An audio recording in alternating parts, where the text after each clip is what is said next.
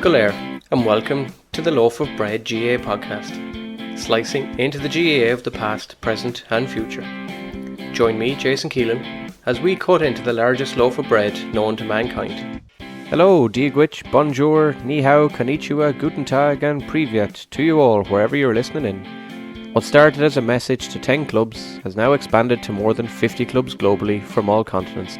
The journey through Loaf 2 GAA Global continues this week as we move on to our next destination in the GAA world. So come with me on the GAA journey of a lifetime and meet clubs from Canada to Argentina, South Africa to Gibraltar, Bermuda to the North Pole, New Zealand to Kuwait, Knoxville to Qatar, and literally everywhere in between. So grab the passports, grab the bags, it's time to go. On Slice 26, I fly from the British flag of the UK to a flag that contains the British flag in the Atlantic Ocean as I make the trip to the beautiful Bermuda. It is here I chat with Raheny native Ronan and learn all about Bermuda GAA and how it has evolved from the mid-2000s when my sister-in-law was among the original founders. I chat with Ronan and how the small island has grown the game, looking for friendships and rivalries in the GAA world, playing GAA in a country that is barely a mile wide in some parts, competing against the rugby sevens and cricket, Ronan's dad is a referee, Sligo Rovers man Dante Leverock on the GAA board out there, being on a flight with Mattress Mick, and of course the key questions like Guinness or Bermuda rum, Horseshoe Beach or the Irish beaches, and finding out whether Bermuda soccer legend Shaun Goater really is the GOAT. And did Ronan teach Brian Fenton everything he knows? Find out. But first, as usual, let's take a rather unique trip as we go visit one of the wealthiest but also one of the smallest nations in the world, Bermuda. Bon Sultas.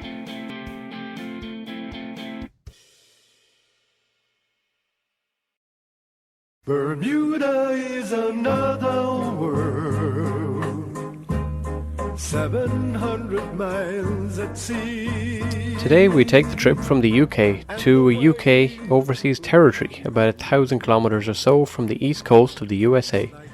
Bermuda is essentially in the Atlantic Ocean and Sargasso Sea at the same time, and comprises as a set of low volcanic islands. It was in 1505 that the Spanish explorer Juan de Bermudez landed, and subsequently named the islands as Bermuda. Unlike most places of the world that are, quote, discovered by explorers, Bermuda was said to have been uninhabited, and therefore the usual historical stories of hatred and fighting among local indigenous and their invaders don't really exist. Instead, the island became a stopping point for restocking for ships coming from Europe to the New World of America. But because of the frequency of storms, rough seas, tricky reefs and overall layout, neither the conquering Spanish nor Portuguese attempted to live there. Even stories of howling animals and squawking large birds exist as reasons for not to live there. Ironically, it was a shipwreck of one boat, the Sea Venture, that led to people staying. The other 6 ships in this flotilla crashed in the storms, leaving the newly formed colony of Jamestown, Virginia. Only the Sea Venture made it to the land, with all 151 people surviving. Here, the people built 2 ships to get back to Jamestown and subsequently settle in the area. As a result, Bermuda was claimed by the English Crown. On a side note, the last slice with Warwickshire ladies Gaelic football mentioned the home of one William Shakespeare. One of his great works, The Tempest, is inspired by the shipwreck of the Sea Venture itself. Over the years, Bermuda's population abandoned agriculture in favour of shipbuilding. Given the shape of the country, about 40 kilometres long and at its widest about 1.5 kilometres, space was at a premium. Because of its location and ownership status, Bermuda was involved heavily in the 17th century English Civil War and the American War of Independence. Then when the two of those went to war again in 1812, Bermuda was the location for many attacks by the British on the US. This is because so many harbours had been upgraded after the War of Independence. Modern day Bermuda is very much a mix, with the main island, known as Bermuda, being home to the majority of the 64,000 people or so. The other 180 or so islands are small and not usually referred to. The local Bermudian people make up the majority of the population, but in recent decades the tax-free status of the country has attracted major companies from around the globe to the region, particularly in the financial world. Ironically, many countries get their money to Bermuda using the famous double Irish standards of tax avoidance. As a result of this, combined with the change from the Bermuda pound to the Bermuda dollar, House prices rose significantly over the years, with the current average price of around 1.4 million and an average rent of about $6,000 per month. Of course, given the very high wage levels in the tax-free country, some aspects, and most aspects in fairness, are relevant to the situation. Bermuda is famous for several things, but one that stands out is the pink sand beaches. Having visited myself twice in 2007 and 2010, I can back up the many awards the beaches have received. Horseshoe, Elbow, Jobson's Cave, Warwick Long Beach and Tobacco Bay are just some of the many world-famous tropical paradise locations on the island. But you cannot talk about Bermuda and not mention the Devil's Triangle. In 1964, Vincent Gaddis coined the term Bermuda Triangle in a magazine article to try and explain the many different aviation and sea incidents which had caused loss of life but could not be explained. The 1945 incident with Flight 19 is considered the first, as a crew of 14 airmen disappeared from their navigational training mission. Incredibly, that same day, 13 more died after being sent to try and find the original 14.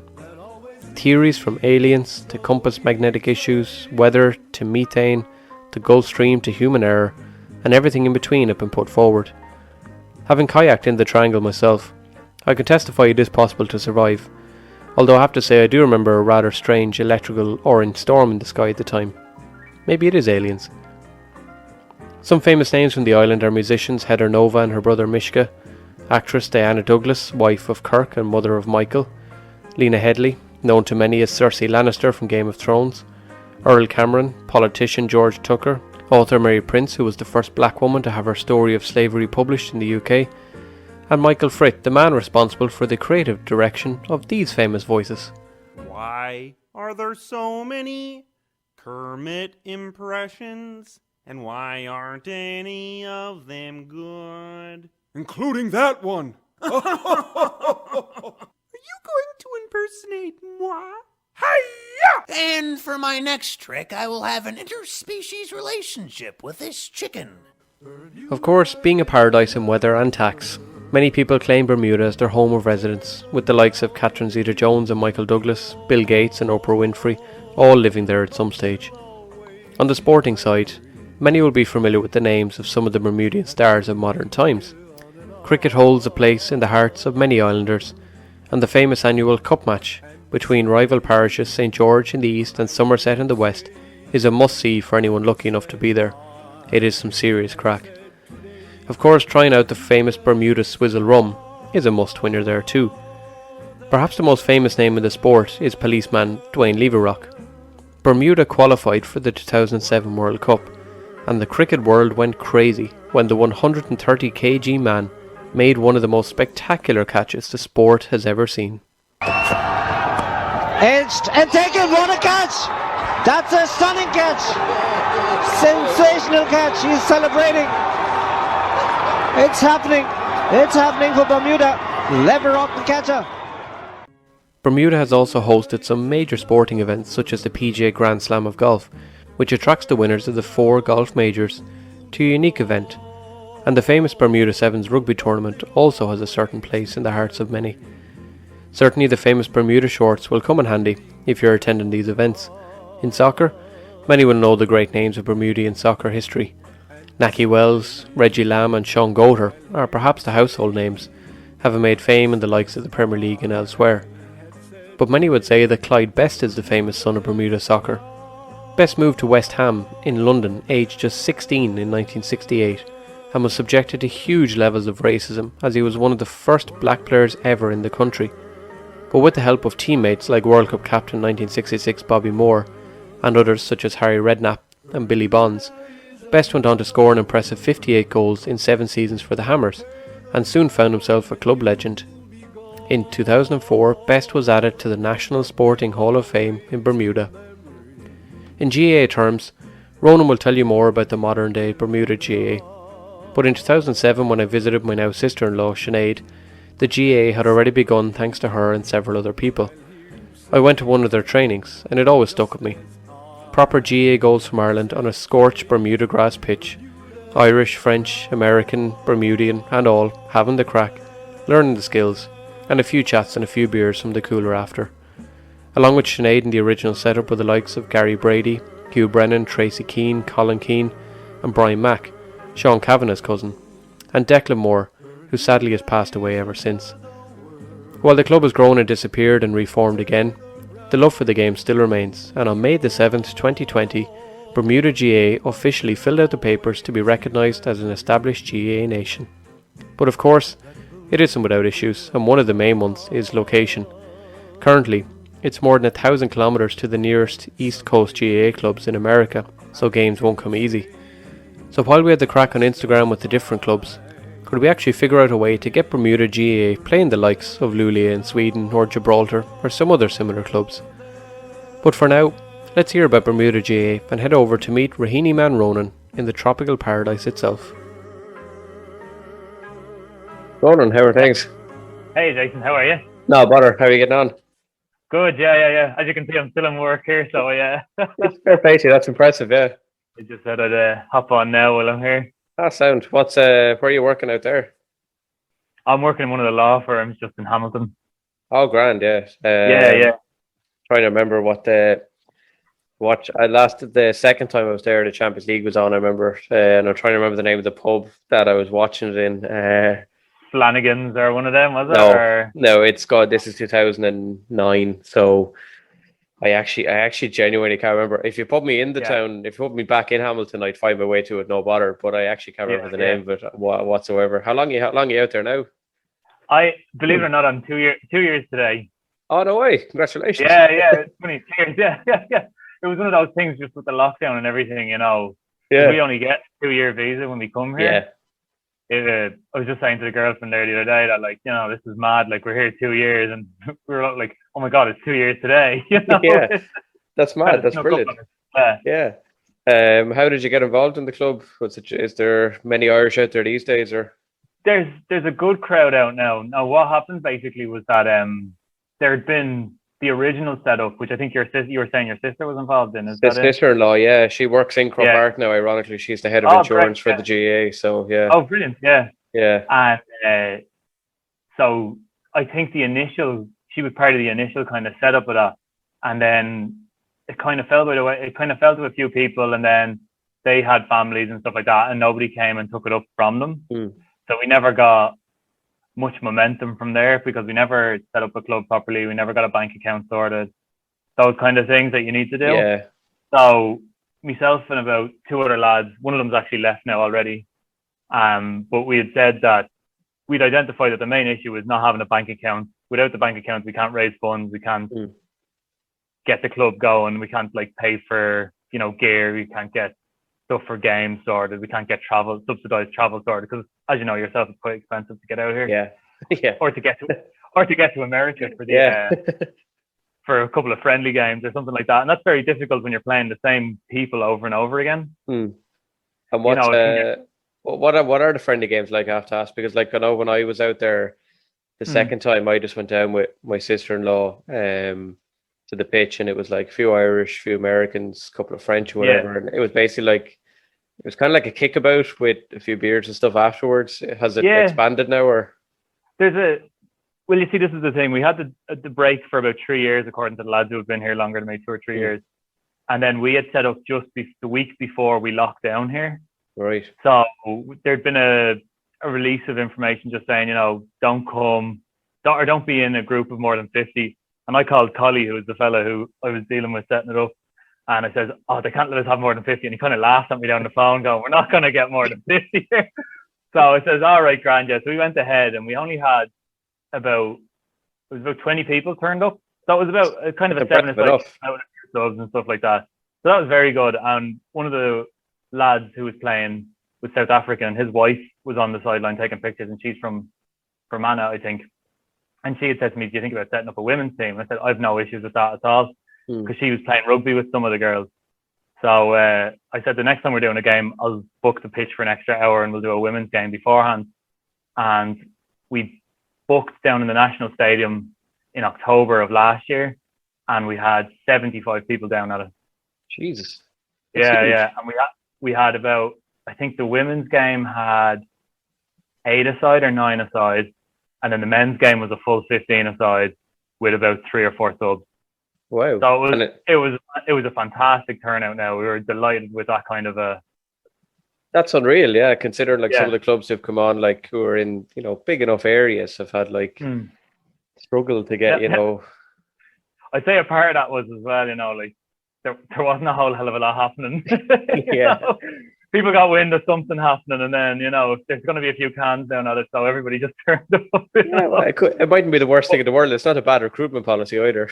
Well, yeah, exactly. This is it, and we had a great mix. Like there was a lot of Irish down, as I suppose you'd assume, but there was a lot of like English lads that I knew that had never even they kind of heard of it from like Sky Sports and stuff like that, and they just said, "Oh, sure, I'll give it a go." They were mates with myself or Colin or some of the other lads that were involved, and they were decent. Like it's just the basic skills kind of eluded them. The soloing was fantastic to see some lads. They few shots that really looked like they were dummying somebody, but they actually ended up flicking it over, and I was like, "We were trying to solo there," and they went, "No, I meant that." Of course you did. Yeah. And have you had much kind of I know when my sister-in-law was out there, right? Obviously, she had a bit of link to Crow Park. So have you got much sort of linkage with them these days, or? Not much. We're dealing mainly with Anya, but on a kind of a touching base kind of. There's not really that much of a connection. Like I know Collie, who set it up with me, is from Leitrim originally, so he knows Fergal, that's on the board for the GAA, and then myself, I was a referee before I left. Right. So I know my dad was then a senior hurling referee in Dublin as well. So there was the connection that we had with the Christian Oratory, and they got us kind of in with Croke Park then as well when we were setting up. Oh, right. And you're a Raheny man for your sins then? Yeah. What was the playing career like before you went out to Bermuda? I'd love to tell you stories about, I taught Fento everything he knew, but, no, it just wasn't the case. Like, hey, look, you're in Bermuda. You could claim you taught Fento everything he knew. Yeah. Well, I'll tell everybody else here. I won't tell anything that's going home. Yeah. Hey, so Brian Fenton needs to come on and just, make sure the story is true that Ronan Quinn taught you everything you know about football. Yeah, exactly. Oh, God, yeah. No, I remember when because he was 2 years younger than me, and I remember when he was growing up, and he was average enough height, decent player. But that team that he came up with were just amazing. Like they were just the future of the club, really, is what was looked at. The future of Dublin. I think they won an All Ireland or something like that in I think it was an under-14 Fela they won. Okay. All Ireland. Yeah. So they were a very good team that came up, and they're nearly most of them are all on our senior team now. Yeah. And were you in the middle of that team, or? No, I was down in the junior C's playing away in Division 10 North Side Dublin, not even the fully. Some would say that's more competitive than the All Ireland. So. Well, it's a derby every single weekend. You're not going down to Coola. Yeah. Barogue every weekend. It's Oh yeah, the proper game then. Yeah. And, exactly. Yeah. Just what you want at Division 10 as well. People lumping head off each other. Oh yeah, sure. You can't get much better, really, to be honest. So,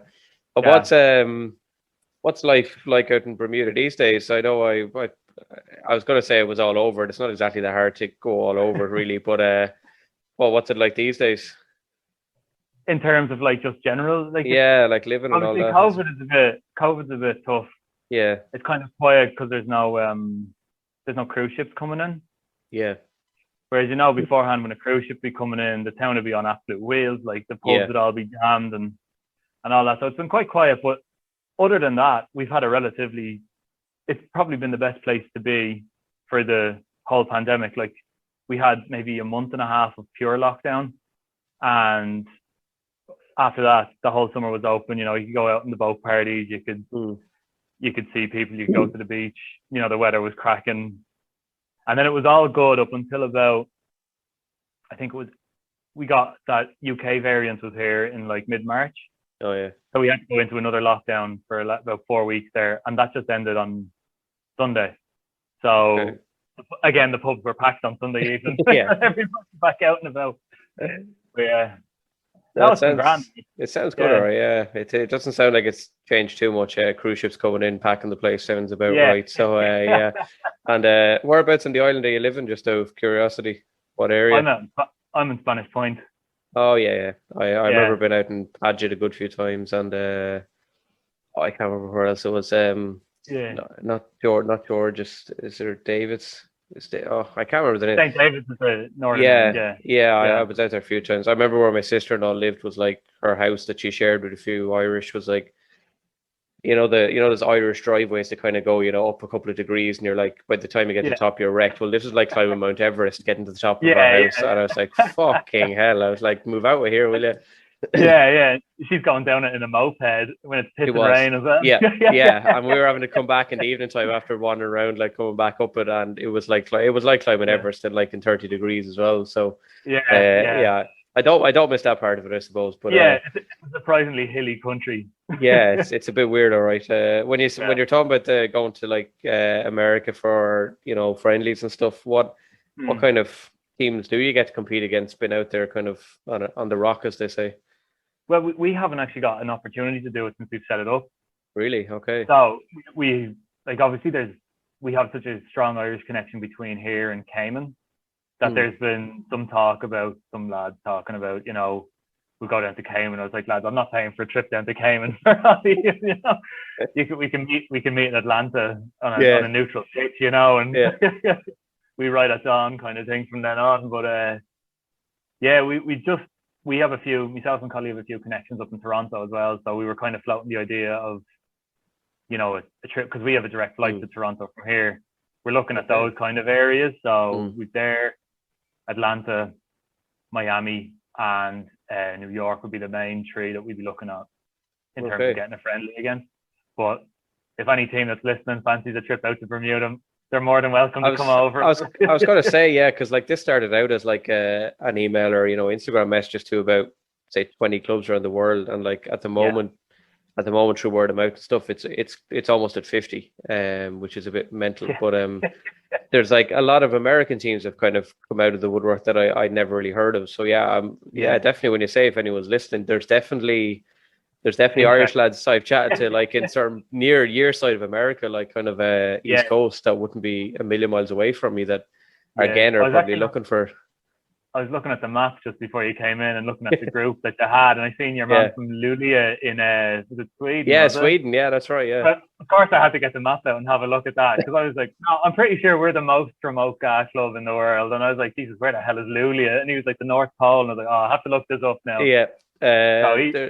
There's remoteness, all right, in a few. There's a crowd. Actually, the shirt I've on was sent to me only like a few hours ago by the guys in Air Oak, and I was saying to them, I was like, you've got neighbours in China called Shunde Gales, who apparently claim to be the smallest foreign GA club in the world, but these guys are arguing against them to say that they're the smallest, and like.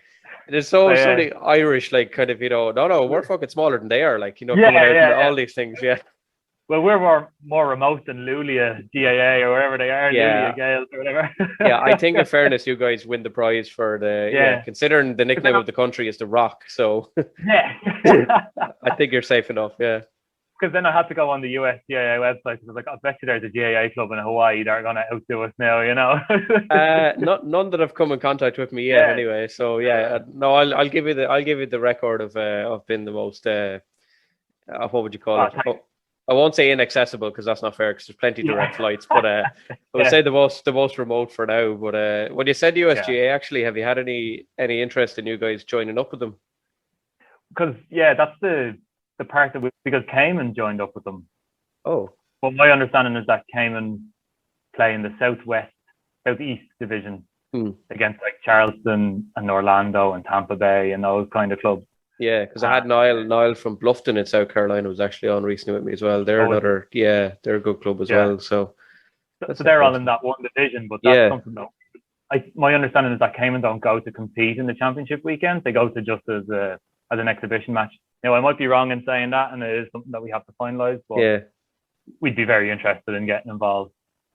That's pretty cool, yes. And who came up with the logo and the jersey? I know the pinks and the Bermuda, obviously, but so I don't know if you're keeping in touch with the Caribbean football these days, but Bermuda when they're playing their international soccer matches, they changed from their old red and blue strip to look more distinct in a navy and purple strip. Oh, And okay, I didn't know that. every other national team has adopted that. So the rugby team plays in navy with pink, and the Olympic team play in navy with pink. So we were like, well, we have to be navy, white, and pink here, you know? Yeah, that's class. Yeah, I didn't realize that. Yeah, so I think my understanding of the reason for the colours is that the pink represents the pink sand. Yeah, and that the navy represents the dark storms and the dark stormy waters and the clouds and everything like that. Yeah, and the rum. Yeah. Yeah, just a bottle of swizzle on the crest as well. Yeah, from exactly. the side. Well, yeah, that was the second option, you know. yeah. That I'm surprised that one didn't pass. To be honest, with a load of Irish lads on our team. Yeah. And what is of all the pubs out there? Then have you guys got a sponsor of a local one or anything? A lot of clubs have your usual pub, or is there a local for you guys? Well, actually, we're in discussions with Goslings in relation to sponsorship. Oh, nice. So, all the pubs. So the rum is the sponsor in the end, you know. Okay. And also Digicel, who are the kind of the mobile phone carrier over here. Dennis O'Brien, isn't it? Dennis O'Brien, yeah. So there was an Irish connection there, so we have a bit of sponsorship from them as well. Yeah, he's Usain Bolt as well, doesn't he? Sponsor him too as well, so he could. Yeah. There's maybe a full forward for you there somewhere. Yeah, exactly. The latest sign on this mysterious man who's not Jamaican at all. Yeah. I don't know what we're going to put it down as his name in Irish. Yeah. But, oh, we'll come up with something. It's very easy to change it out to Irish. So. And to say that on the board for the group, we actually have Dante Leverock. Oh, no way. The cricketer. Yeah. No, Sligo Rovers. Centre back. Oh, sorry. I was thinking of Dwayne Leverock was the cricketer. Do you remember that video? Yeah. I'm a Sligo Rovers fan. I should probably know him. Yeah. Yeah. So Dante, obviously from his time in Sligo, had an interest with it. But Collie, who set it up with me, he played first division when Dante moved back here, right, for Robswood, and they won the league last year or the year before last. So no way. Yeah. So he said to him, "Do you want to get involved?" And Dante was like, "I'm all over this. This is fantastic." And we had a Antoine Russell, which is a very obscure footballer. He was down at the last game. He used to be striker for the Bermuda national team, and I think he's like the 10th top striker for the national team. So it's the equivalent of us having, I don't know, Johnny Walters down for Raheny. Nothing wrong with Johnny Walters. Johnny Walters is great man for missing 3 penalties as well. So. Yeah, nothing wrong with Swan Russell either, mate. You know? Oh, I'd say so. Yeah, I'd say that. Yeah, that's class. I can't believe. I didn't expect coming on chat Bermuda GAA that I would be talking about one of Sligo Rovers' more recent kind of heroes in some ways. Yeah, superstars. Yeah, that's class. Yeah. So I remember when he signed for Sligo Rovers, I got so excited thinking he was related to Dwayne Leverock, that cricketer out there. I was so excited. I was like, oh my god, the like guy who weighs as much as the cricket team, like, you know, he was unbelievable. Yeah, that's class. Do you get seen a picture of him recently, and I just sent it into my lads' WhatsApp group at home, and I was like, this is what a Bermudian athlete really is here, lads. You know? Oh yeah. I've never seen someone catch a ball on a cricket pitch and shake the camera at the same time, like when he hit the ground so hard. That was incredible. That was unbelievable. Yeah. In fairness, he went viral for all the right reasons. It was a serious catch for a big lad, as they say. Yeah. He's a pretty big lad. The second I get the hurling team sorted, he's coming out for us. I sense him being a goalkeeper somehow. Still, he'd be class under the high ball. So he probably would. Yeah. Do you get to see? Do you get to see much of the Sunday game over there? I wouldn't watch the Sunday game, but I was watching I got the annual pass for the GAA there the other week. Yeah. Because I think it might have been on sale or something for 120 quid. Okay. So it was good value, you know, and I just stuck on the Dublin Kilkenny game, and it's nice to kind of see the, you know, at home and stuff like that. Wasn't a bad game in fairness. That one actually was. I know, yeah. I was actually thinking this is decent, and then we got the man sent off. We go, nah, this isn't happening now, you know. Yeah, and a good man from around Palmerstown Chapel is it where I teach as well. He decided to get himself sent off, so that happened. And it was better than what was on in 2 minutes down the road from me here. So we got annihilated by Galway. We scored the as a first massive point. We development. scored the first point of the post-COVID Oh, era. We should have just blown the whistle and called the game off. Yeah. That would have been enough. Yeah. No, we Yeah. were bet out the door. So Oh, really? Yeah. Yeah. I just scored at the end of it, and I went, Jesus, this is we did Welcome score. back. We scored one of the great points of the year, but Yeah. other than that, no, it was pretty traumatic. I have to ask as well. Actually, I know it hasn't really applied to any club outside of Ireland, but I have to ask it just out of curiosity. You haven't gone down the fundraising road of doing the old club lotto, getting lads at the bar type job? No, we haven't yet. No, it'd be well, we only got the bank account sorted last week, so we actually haven't been able to get much fundraising going. But Okay. believe me, eventually when we get to a stage when we can all get back to the pubs, I will be hounding some like Bermuda now lad who hasn't got an iota what I'm saying to him to give me £2 and I'll stick a line from. Yeah, you can only take him though if he has a hat and the racing post in front of him.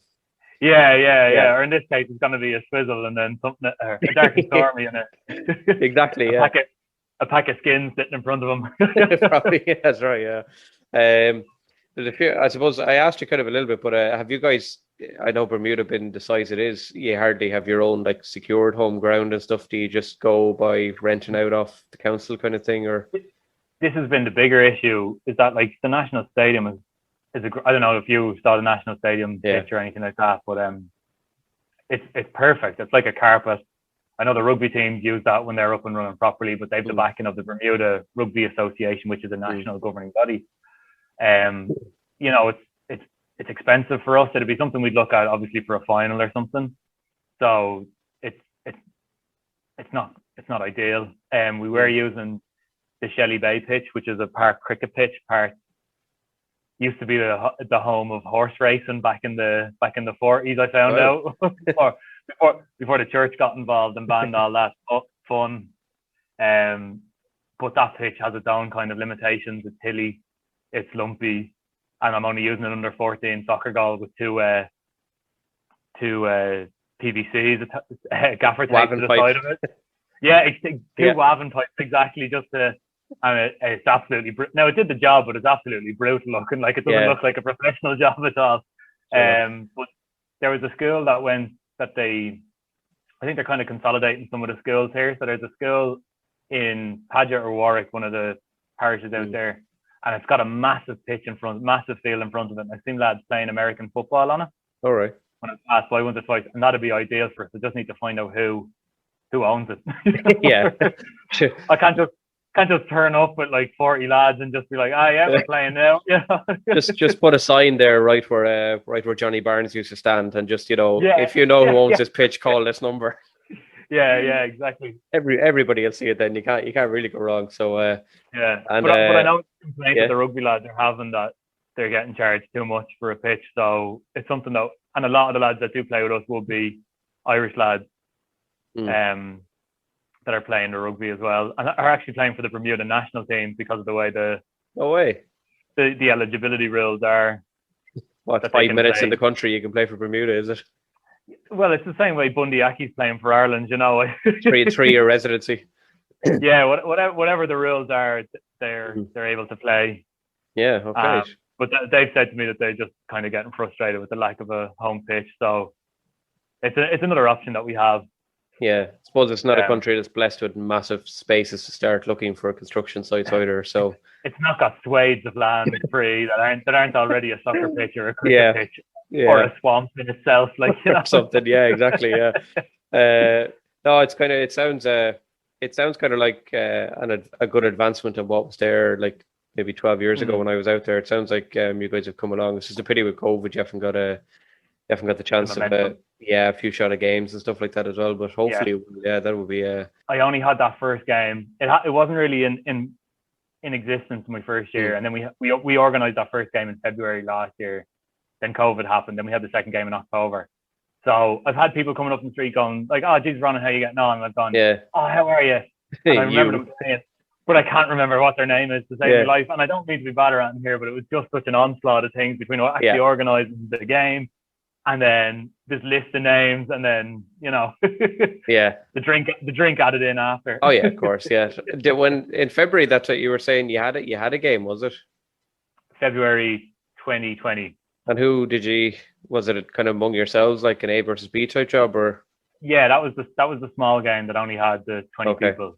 Oh yeah. And then the big game with the 70 people was in October. Okay, and the February one then is your official debut then, I suppose, is it? Yeah. That would have been our first of this kind of iteration of the club. But we were looking to try and get a championship going in just before Christmas. We were looking to get the first round of championship games. We're basically splitting the island in half.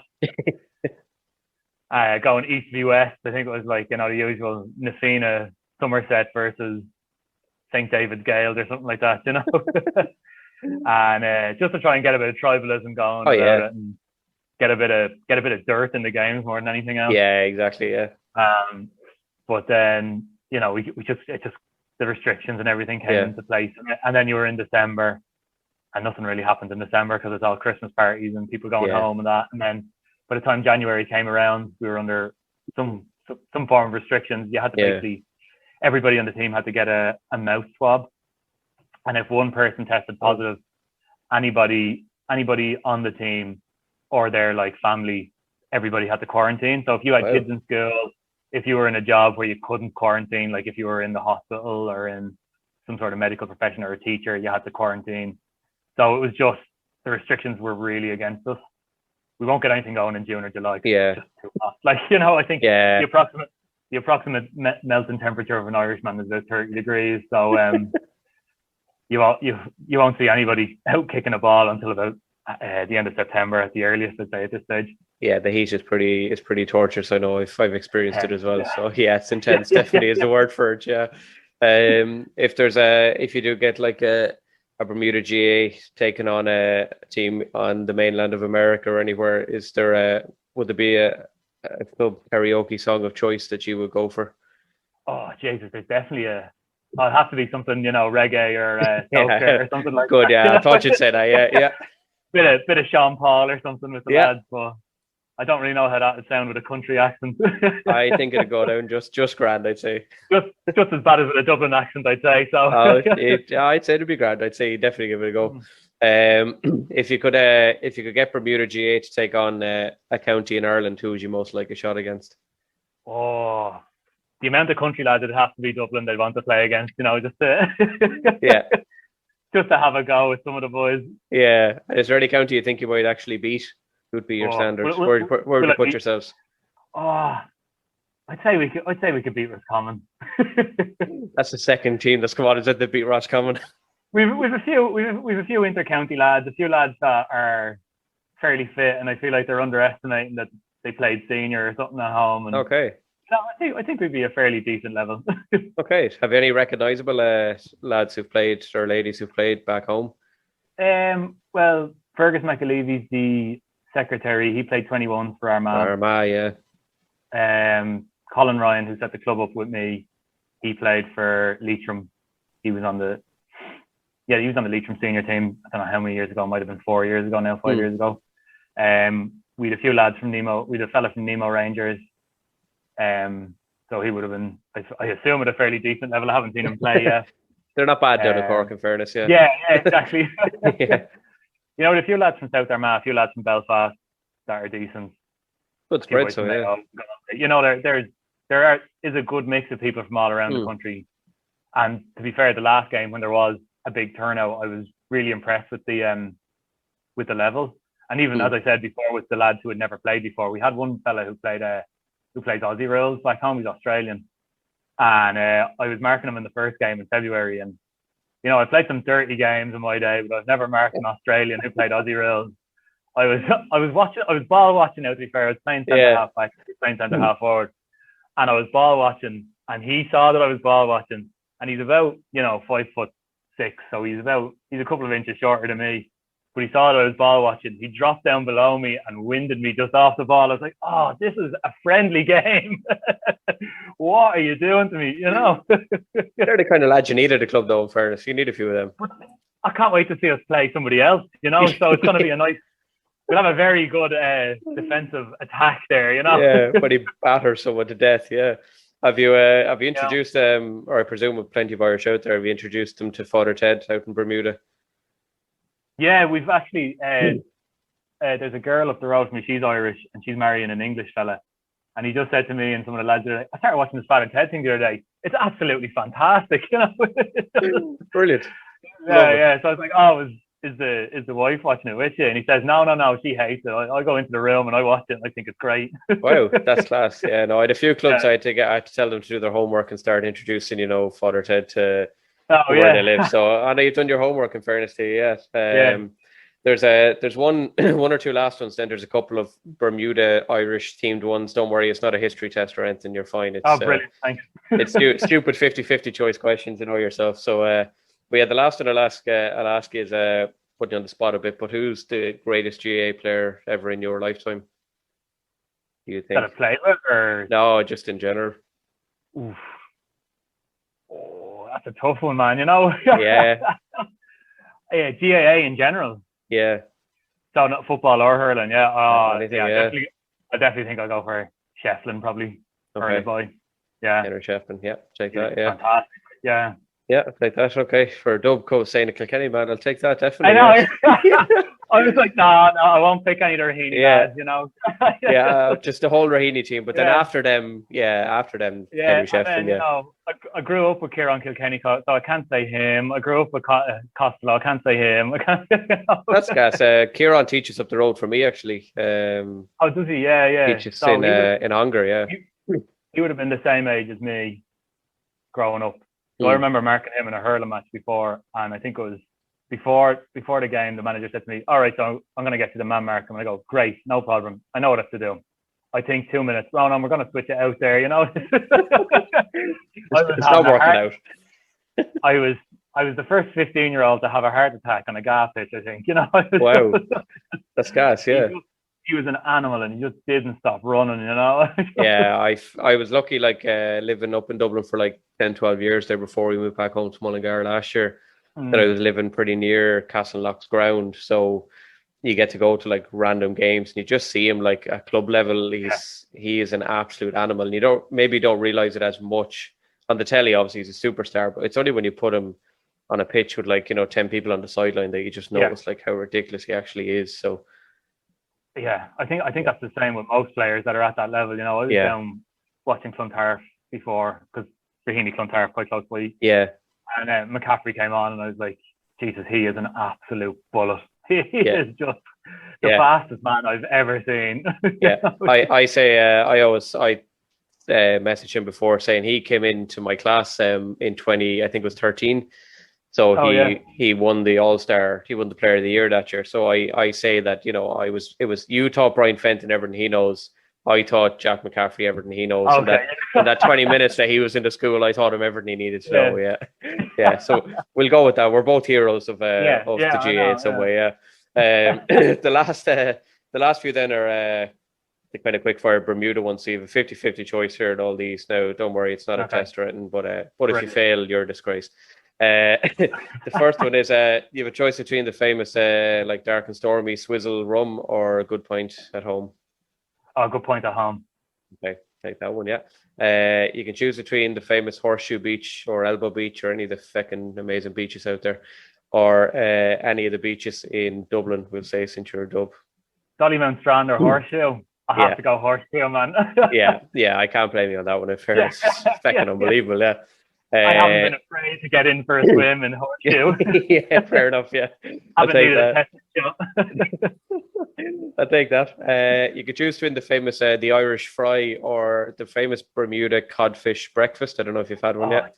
Jesus, Irish fry all day. Yeah, fucking disgusting, man. Have you tried the codfish breakfast, or? I've seen enough pictures of it to know banana and salt fish. Yeah. No, it's not for me. No. And then boiled eggs and avocado on top of that again. Yeah. A boiled egg and an avocado in the middle of it. It's an absolute mess. Love it, yeah. The next one then is, I suppose, half and half. He's half Bermudan, I suppose. So you can choose between the great Michael Douglas or the great Irish Kerry man, Michael Fassbender. Fassbender. Yeah, I like that one, yeah. I'm trying to think of who I could equate this one to, because the first option I have is choose between the great Bermudian legend Johnny Barnes or to go for Dublin. I was going to say Mattress Mick or someone. Des Kelly carpets. I can't think of who's such an announcer of of things. Yeah, well, I sat beside Mattress Mick on a flight home before, so I have to say Mattress Mick. He's a great lad. What's he like? He's from the parish as well, so he's a good kid. Way. He's out that part, is he? He's from Harmonstown originally, yeah, so he's Dublin 5. Didn't know that. Okay, definitely. Well, you can't knock home. You would have been. You wouldn't have been out. Johnny Barnes, I think, died in 2016 or so. I think so. You probably didn't get to experience him ever, did you? No, he was dead. Yeah. Is that the fellow with the statue that waves at everybody coming in today?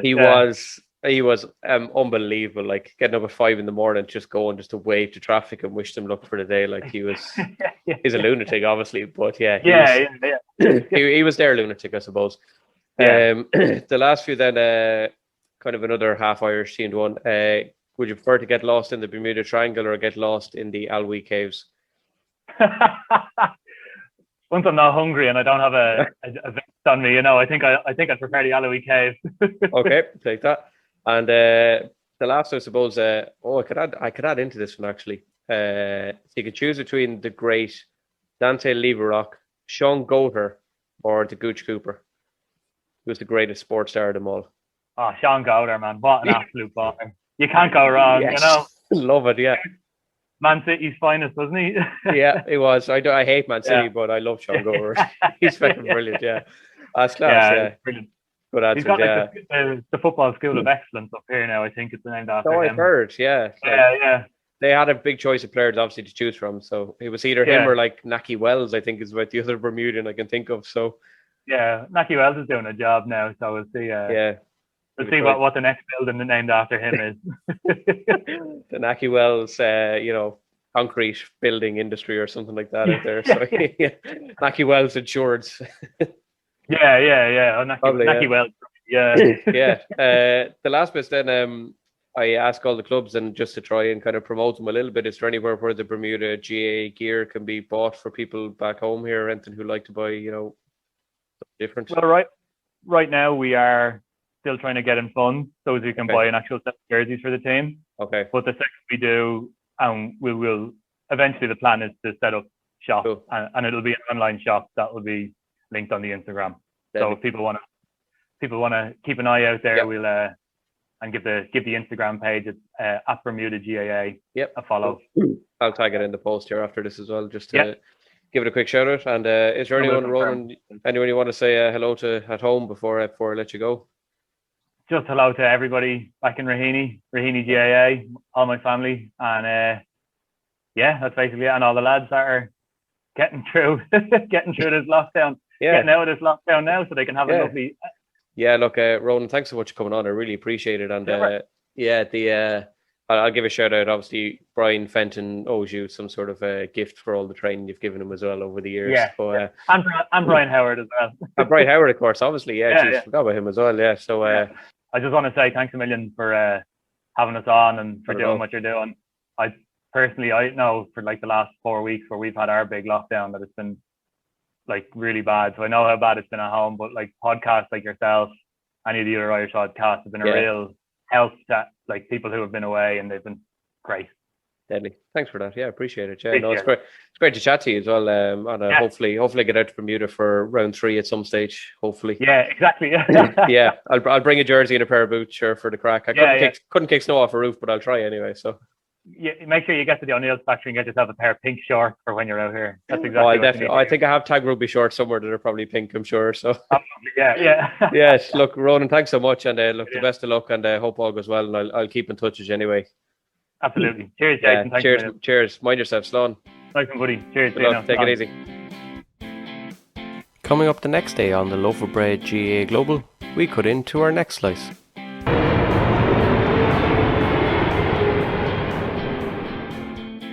For some of our American recruits, at least when we're out in a pub and at the night out after the game or whatever, we kind of have to do the reverse when they're like, Gaelic football, what is that? And Elaine. No, not Aileen. Yeah, Elaine Thank O'Connor. You, Elaine O'Connor. She, when I first played football, another Roscommon woman. Oh God. She described it as soccer and rugby had a baby, and I loved that, but it didn't seem to go quite far enough because of the round shape of the ball. So I would always add, it's like soccer and rugby had a baby, but somebody had an affair with volleyball.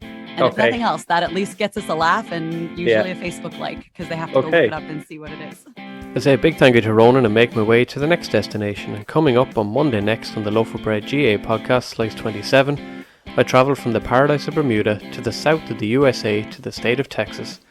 Here I meet Ali from Dallas and Eddie from Athleague in County Roscommon to chat all about Dallas Fionn McCool GAA. We chat the Rose of Tralee links, the naming of Fionn McCool and the website story, NBA Hall of Famer Ronald Blackman's son playing on the team, the Alamo and the Irish, Bernard Flynn, Desi Farrell, DJ Carey and Michael Dydnan going to visit, Railway Cup Dallas, the Rossies nickname, and having a midfield of 6'8" and 6'7". That and much more as we find out all about the Dallas GAA scene. That's next Monday morning from 9 AM as we continue the journey with 2 slices a week. I'll see you at the arrivals hall, but until then, check out the various clubs on the Instagram page and see all the amazing work they do and some of the nicest GAA gear going. Find the podcast on Instagram, on Facebook, on Twitter and on TikTok. Email loafofbreadpod@gmail.com or just simply hit the follow button and spread the word of the Loaf of Bread GAA pod across the globe. Slánagí.